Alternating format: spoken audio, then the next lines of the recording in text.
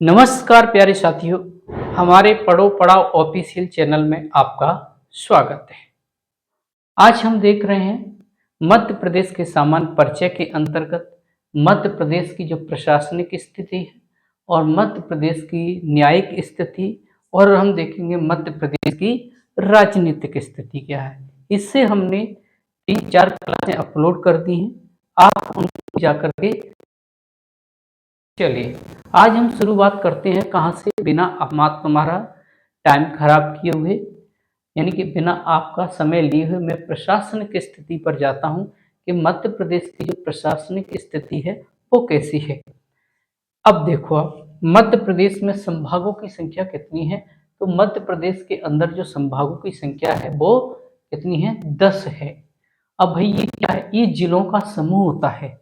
क्या होता है, जिलों का समूह।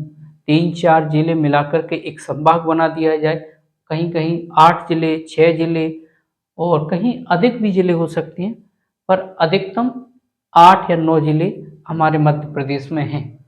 इसके साथ ही देखेंगे हम क्या, जिलों की संख्या।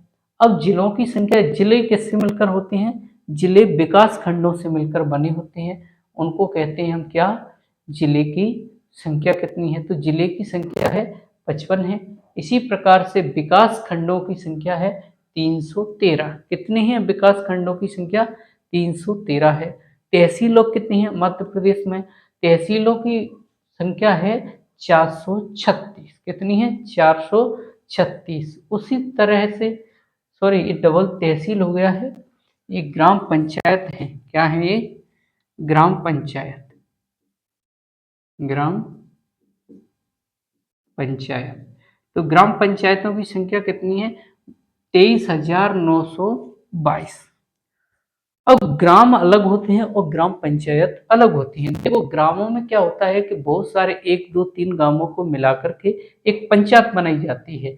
तो इस प्रकार से ग्राम पंचायतों की संख्या कितनी है, जिसमें एक सरपंच होता है, उसकी संख्या है 23,922।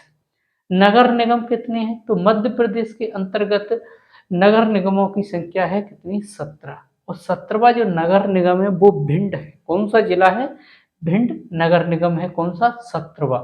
इसके बाद है नगर पालिका है, तो नगर पालिकाओं की संख्या कितनी है, 99, यानी कि 99। कितनी है नगर पालिकाओं की संख्या, 99 है। उसी प्रकार से कुल ग्राम कितने हैं, तो मध्य प्रदेश के अंतर्गत जो ग्रामों की संख्या है वो 54,903 है। कितनी है, 54,903 है। एक बार फिर देख लेते हैं प्रशासनिक स्थिति।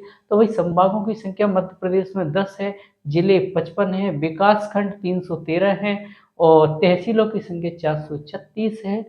ग्राम पंचायतों की संख्या 23,922 है, नगर निगम 17 है, नगर पालिकाएं 99 है और कुल ग्रामों की संख्या 54,903 है।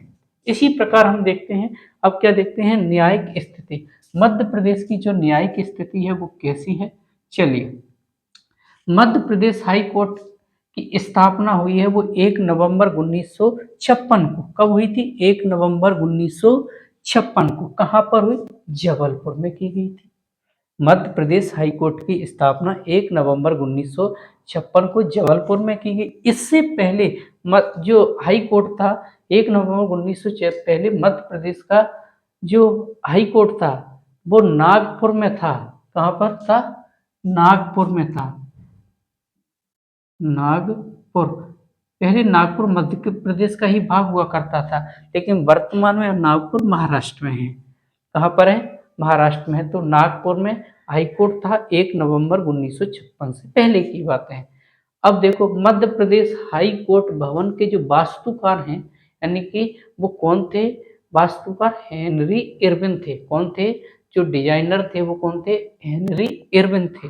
उसके बाद मध्य प्रदेश के हाई कोर्ट की जो खंडपीठ है वो कहाँ कहाँ है, वो 2 जगह हैं अभी वर्तमान में, इंदौर और ग्वालियर में। इनकी जो स्थापना की गई थी 1968 में की गई थी। तो 1968 में की गई। वर्तमान में जो तीसरी खंडपीठ जो प्रस्तावित है वो भोपाल जिले में प्रस्तावित है, परंतु अभी स्थापित नहीं हुई है। ये सरकार ने ऐसा बोला है कि एक नई खंडपीठ भोपाल के अंदर और ओपन करी जाएगी। जबलपुर हाई कोर्ट भवन का जो निर्माण है, जबलपुर हाई कोर्ट के भवन का जो निर्माण है वो राजा गोकुल दास के सहयोग से किया गया था। किसका भवन का निर्माण? हाई कोर्ट के, मध्य प्रदेश हाई कोर्ट के भवन का जो निर्माण है वो राजा गोकुल दास के सहयोग से किया गया था। मध्य प्रदेश की जो राजनीतिक स्थिति है वो कैसी है? मध्य प्रदेश की जो राजनीतिक है, देखो किसी भी राजनीतिक स्थिति में क्या होता है, 3 पिलर हैं हमारे, जैसे विधानसभा जो विधि बनाती है, और लोकसभा ये भी विधि बनाती है, परंतु ये राज्य के स्तर पर होती है विधानसभा, और लोकसभा होती है वो कहाँ होती है? केंद्र के अंदर होती है। इसी प्रकार से एक राज्यसभा भी होती है जो उच्च सदन होता है भारत का, यानी कि संसद का उच्च सदन कौन सा है? राज्यसभा है। चलिए, मध्य प्रदेश में विधानसभा सीटों की संख्या कितनी है? जब 1 नवंबर 2000 से पहले की बात करूं, 1 नवंबर 2000 से पहले की बात, क्योंकि उस समय मध्य प्रदेश से अलग होकर के क्या बना था? 1 नवंबर 2000 में जो बना था छत्तीसगढ़। कौन सा राज्य बना था? छत्तीसगढ़। तो उस समय 1 नवंबर 2000 से पहले की जो स्थिति थी उसे बोलते हैं अविभाजित मध्य प्रदेश। उस समय मध्य प्रदेश में 320 सीटें विधानसभा की हुआ करती थी। इसी के साथ में जो वर्तमान में जो सीटों की संख्या है वो कितनी है? मध्य प्रदेश में 230 है। कितनी है? 230। अब इन जो सीटों में है उनमें कुछ आरक्षण है, जैसे एससी की सीट कितनी है? एसटी के लिए आरक्षित सीट है 47, यानी कि 47। इसी प्रकार जो एससी के लिए आरक्षित सीट है वो कितनी है? 35 है। चलिए, लोकसभा में, भाई लोकसभा अविभाजित मध्य प्रदेश में जब मध्य प्रदेश के अंतर्गत छत्तीसगढ़ मिला हुआ था उस समय लोकसभा की 40 सीटें हुआ करती। जैसे ही छत्तीसगढ़ का विभाजन हुआ तो वर्तमान में वही स्थिति है। कितनी सीटें हैं? वर्तमान में 29 सीटें हैं मध्य प्रदेश के अंदर लोकसभा की, जो कि जिन पर वर्तमान की लोकसभा की जो सीटें 2024 में जो चुनाव हुआ, जिसमें सभी 29 सीटें बीजेपी पार्टी के द्वारा जीती गई थी। अब जो एसटी की जो सीट है, एसटी वाली, वो एसटी के लिए क्या सीट है? 6 सीटें रिजर्व हैं। इसी प्रकार एससी के लिए कितनी है? 4 सीटें रिजर्व हैं। अब देखते हैं राज्यसभा की स्थिति। भाई राज्यसभा की सीटें कितनी है? अविभाजित मध्य प्रदेश के अंतर जो राज्यसभा की सीटें थी वो कितनी थी? 16 थी, और वर्तमान में सीटों की संख्या 11 है। कितनी है? वर्तमान में 11 है। वर्तमान में राज्यसभा की सीटें कितनी है? मध्य प्रदेश के अंतर्गत 11 सीट हैं। तो इस प्रकार से हमारी मध्य प्रदेश की प्रशासनिक स्थिति, मध्य प्रदेश की न्यायिक स्थिति और मध्य प्रदेश की राजनीतिक स्थिति के बारे में आज हमने चर्चा की। अगली बार मैं कुछ अन्य फैक्ट हैं इसके अंदर, उन सभी को करा करके मध्य प्रदेश का सामान्य परिचय लगभग हमारा समाप्त हो जाएगा। तो बने रहिए दोस्तों हमारे YouTube चैनल पर।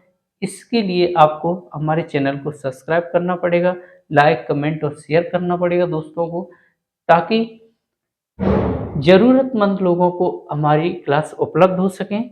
और इसी के साथ में